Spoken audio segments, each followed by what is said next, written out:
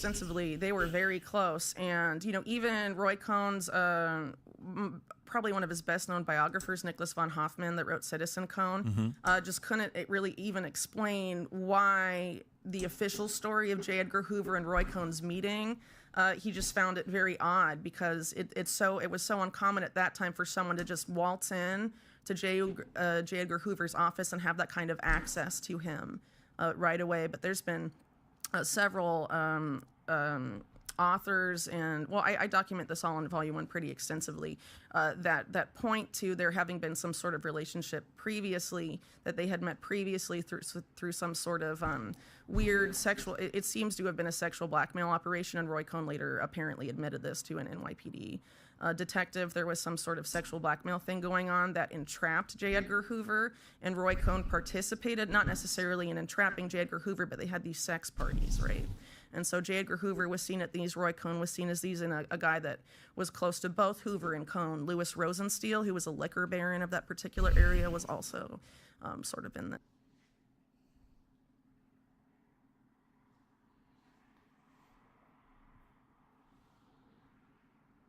Epstein was absolutely doing a lot of really shady arms trafficking stuff and financial criminality, and they have no interest in getting deep in the weeds there. Because if we know everything, it opens up everything. It's Pandora's box. Well, it is a Pandora's box in a way, yeah, sure. Because basically, if you go, as my books show, if you go as deep as I went in writing those 2 books, and you could certainly go deeper, it basically shows that, the world is basically run by a meta cartel. It's important to point out when I say Epstein had a relationship with people, I'm not saying they had a sex blackmail relationship necessarily. Yeah. What we're trying to untangle here is the truth of who Epstein was and why was he taken down.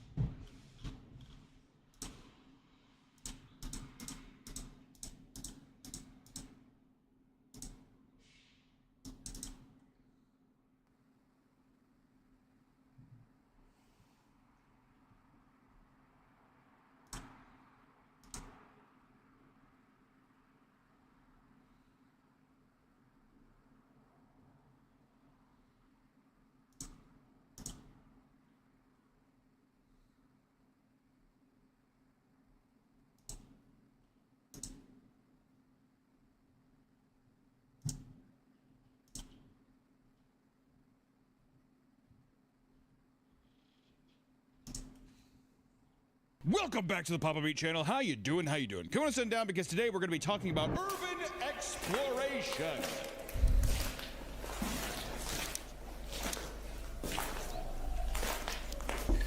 Most people can appreciate the thrill of going on an adventure, but what that means can vary depending on the person. Not everyone wants to go on a simple hike or a beach trip. They prefer to travel to places with a much more rich and fascinating history, like Hobbiton, like Frodo going to Mount Doom. That's an adventure.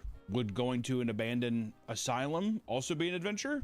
I think so. You never know what's in there. Ghost? If you're going on an urban exploration, what do you want there to be there? Nothing? I think you just want to be spooked. Like, it's the thought of someone might be here, but you don't want to encounter someone because then that's scary.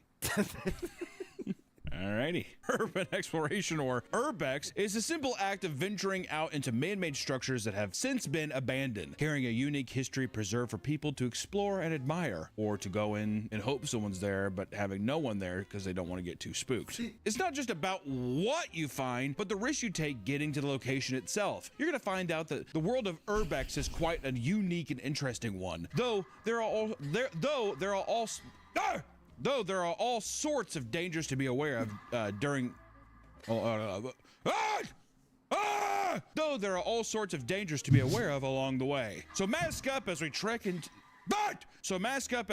through the world of urban exploration. God, I've only I urban explored once accidentally, and it didn't even end up being urban. How do you accidentally do There was. Okay, when I was younger, we lived like out in the country, and we like to cave diving. Have you heard of this cave? We went in Beijing. like, and then it's my pants are all wet.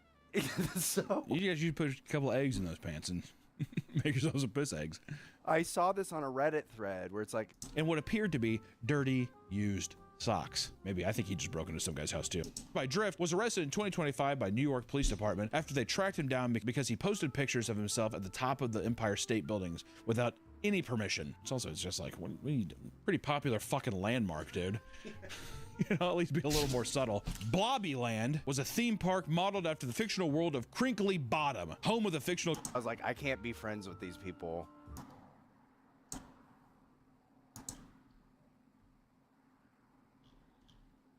Welcome back to the Papa Beat channel. How you doing? How you doing? Come on.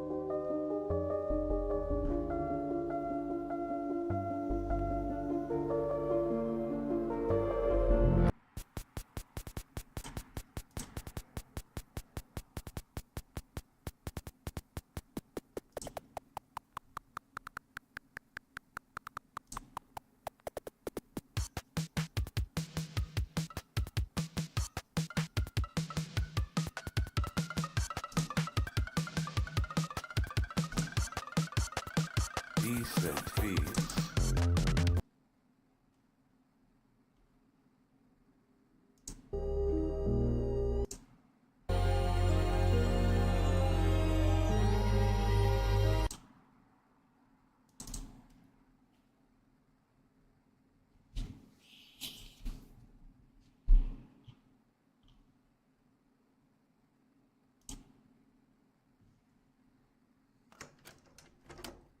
Welcome to Dream Radio.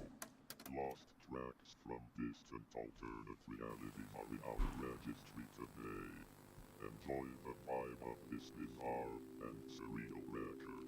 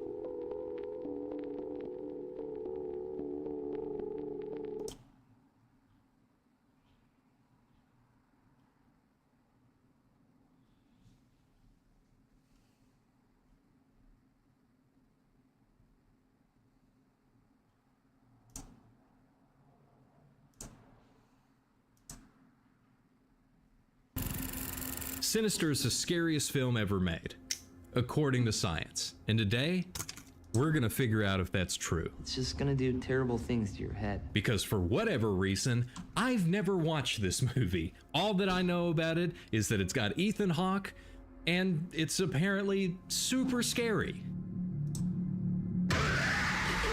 But because this is what y'all voted for, we're gonna find out together if this is